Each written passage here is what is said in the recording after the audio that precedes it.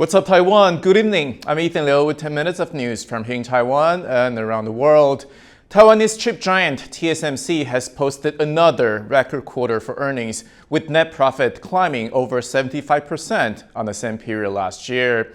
The world's most advanced manufacturer of semiconductors reported net profit of around $8 billion for the 3 months from April to June. The better-than-expected results came after the company hiked prices due to supply chain pressure and despite inflation dampening appetite for consumer electronics worldwide.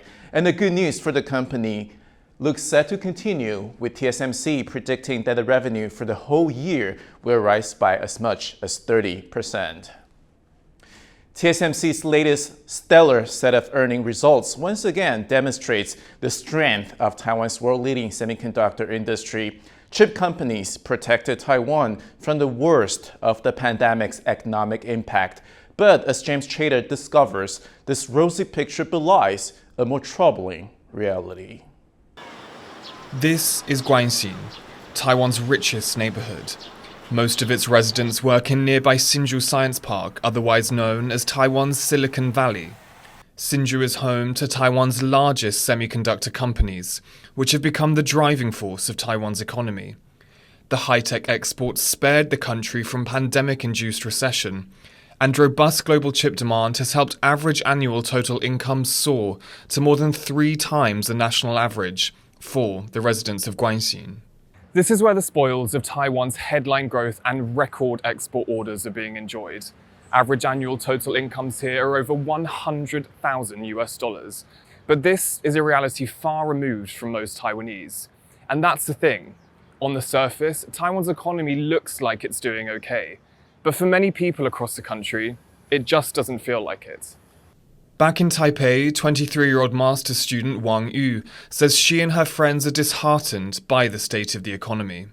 With low and stagnant wages, poor work-life balance and house prices at unattainable levels. My friends and even I don't think that the economic situation in Taiwan cannot provide us a better life. Many of us are quite pessimistic about our future. For Wang Yu and her friends, that pessimism became more acute during the pandemic, as the high-earning chip companies saw profits soar, whereas lower-income industries like services bore the brunt of restrictions. American Tyler Prohaska has lived in Taiwan for 6 years and chairs an organization that advocates for universal basic income in Taiwan. It's his job to speak to young Taiwanese about their economic lives.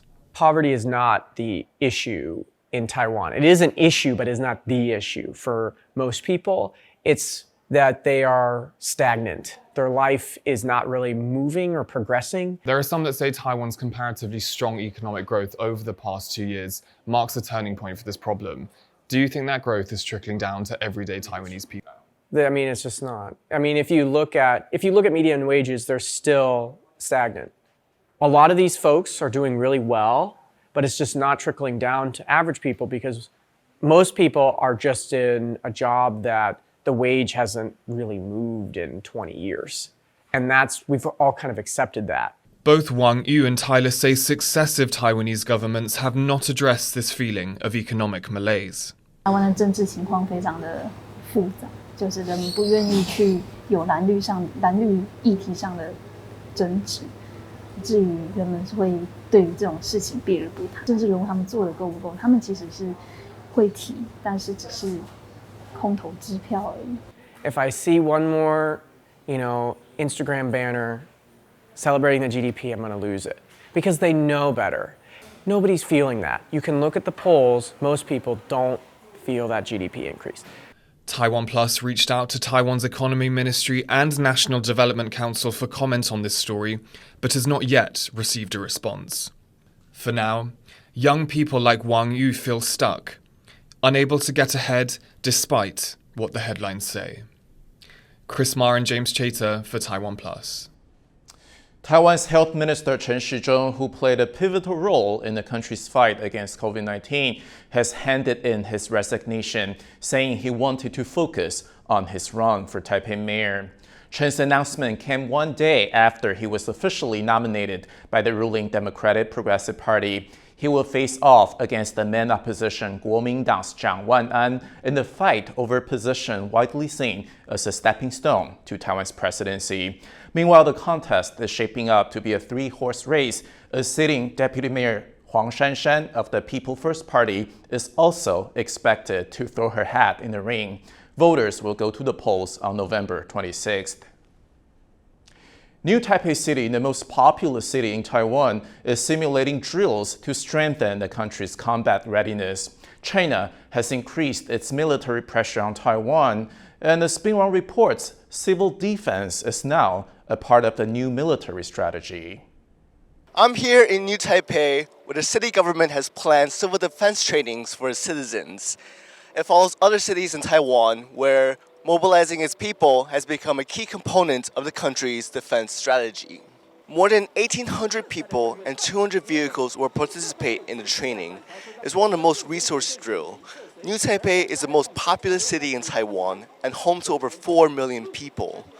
The exercise will focus on rescue efforts, mass evacuation, and backup plans in case key infrastructure such as roads and ports are destroyed. The drill is important for preparing in case of attack because of the growing threat from China. Taiwan has learned much from the Ukraine war, where Kyiv has mobilized its people to defend their country. China sees Taiwan as part of its own territory and has not ruled out taking the island by force.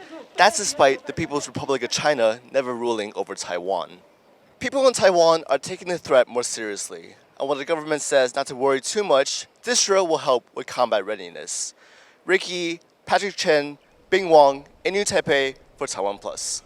A construction company has caused severe damage to coral reefs off Green Island. That's according to the Taidong County government in southeastern Taiwan. One of the reefs damaged last month is the iconic Moai coral, named after the famous statues on Easter Island in Polynesia. Taidong County says the incident happened during work to repair a port that was damaged by a typhoon 5 years ago.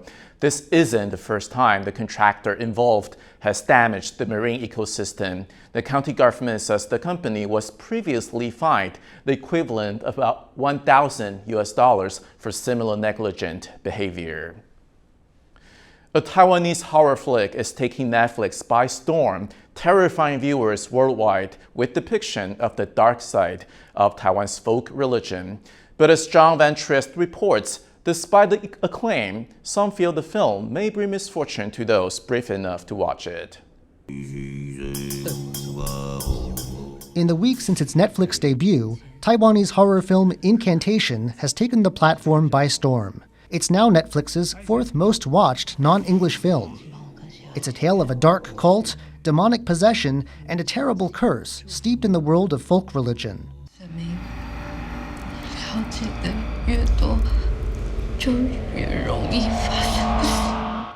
The film was inspired by a case from 2005 in which the members of a Taiwan family each came to believe the others were possessed, resulting in the death of one of the daughters. The film became a box office hit in Taiwan after its release in March. Now it has horror fans the world over abuzz. Some on YouTube even like to mimic the ritual gestures used by the cult at the center of the plot. The film's director is delighted. 我自己觉得这是对一个拍片的创作者最好的反馈了，就是可以看到这么多人在做你创作出来的东西，然后去模仿它。But in China, where many of Taiwan's folk beliefs originate, the film has left some viewers uneasy. One reviewer said he felt unlucky and not scared after watching it. He's not alone in thinking the curse in the film might be real, and viewers are warned to watch it at their own risk. Alex Chen and John Van Trieste for TaiwanPlus.